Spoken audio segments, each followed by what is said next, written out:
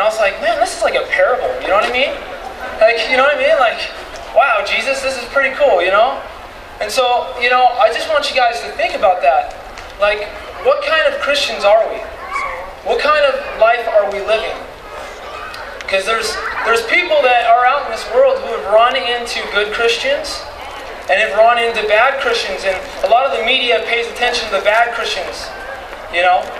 But as far as Christians go, as Christianity goes, we are commanded to do two things: to love God and to love others, right? And Paul said, if we have not love, we're like a clanging cymbal. So love is the whole key to our life. Loving God and loving others. It's the whole key. In fact, those Christians out there who are judgmental and picketing and telling people they're going to burn in hell, I want to know how many people they've saved by doing that. Because I really don't think it's helping at all. In fact, it's plugging the ears of people that need to receive salvation. You know, the Bible tells us, it tells us not to judge people. You know, the way we live life affects people. The influences that we have on others can affect people, not just for maybe a week or a school year. It can affect people for an entire lifetime. You know, they could look back in 30, 40 years and still remember you by what kind of influence you were and how you represented Jesus especially. You know what I mean? It's important the way we walk. You know? And for those people that are judgmental, they think they have the right to do that, but they're commanded not to. And I'm reminded of this story in John chapter 8, where the woman caught in adultery was brought to Jesus, right? And so they're asking Jesus, you know, hey, the law of Moses commands us to stone this woman. What do you say? And they're testing Jesus. And he says to these people, he says, he who is without sin cast the first stone. And one by one, each one of these guys left. And finally, it was just her and Jesus. And Jesus said, where are those guys who accused you? Who condemned you? And she's like, well, they're gone. And so he says, neither do I condemn you. Go and sin no more. Now I want to point out some things about what Jesus said. First off, he doesn't approve of sin. And he wants people to repent. But think about it. He said, he who is without sin cast the first stone. You know that Jesus was the only one without sin? Do you know that Jesus had full right, according to the law of Moses, to stone this woman? You're wrong. But Jesus, being the perfect image of God, showed God's compassion, His mercy, His love. He showed compassion on this woman when no one else did. So think about that. That's pretty awesome. You know, it's awesome what God has done. You know, Romans 5:8 says that God demonstrated His love for us, that while we were yet sinners, Christ died for us. It wasn't, He didn't die because we were good enough, or because we were so self-righteous, or because we did such a good job judging people. It was because while we were yet sinners, Christ died for us. He demonstrated His love for us. That's pretty awesome. I want to tell you that heaven is an awesome place where there's going to be no more sorrow, no more pain, no more suffering that we feel here.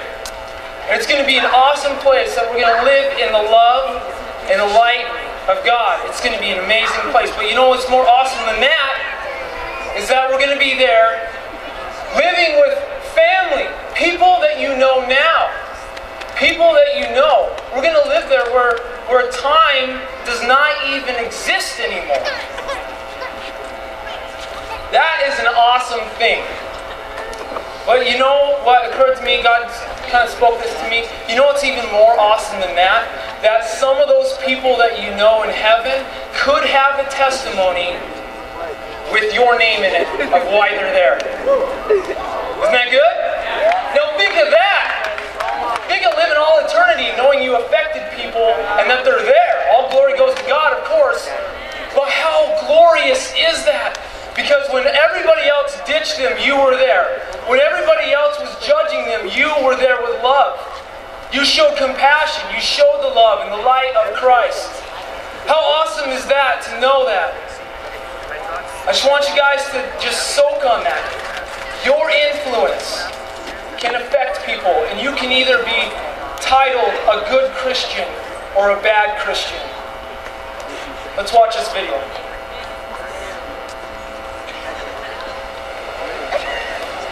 Halloween of 2003, I was 13 years old and I was surfing with my best friend.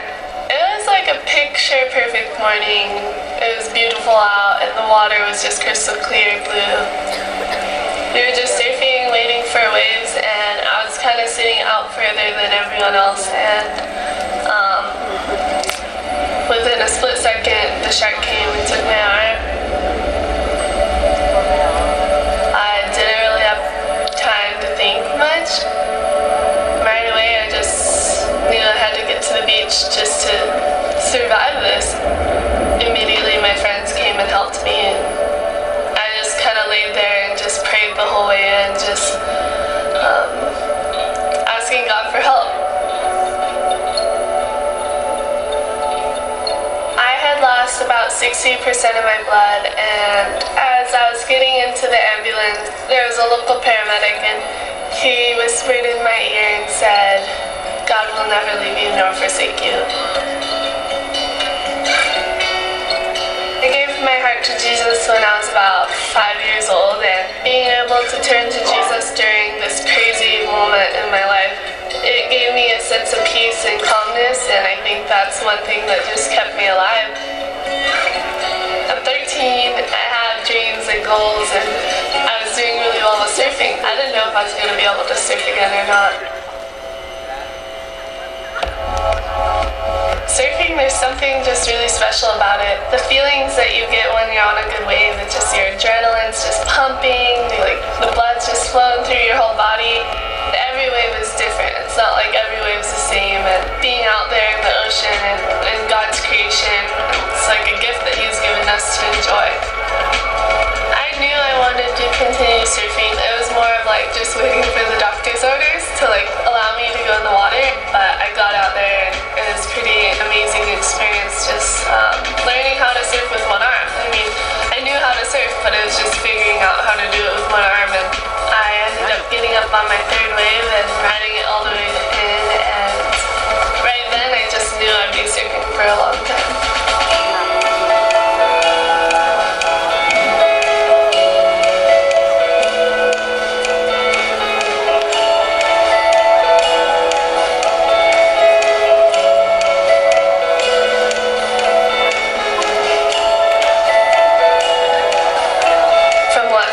Such a horrible thing, God has just brought glory to Himself through me, and I've been able to just be a good light to people and share His love.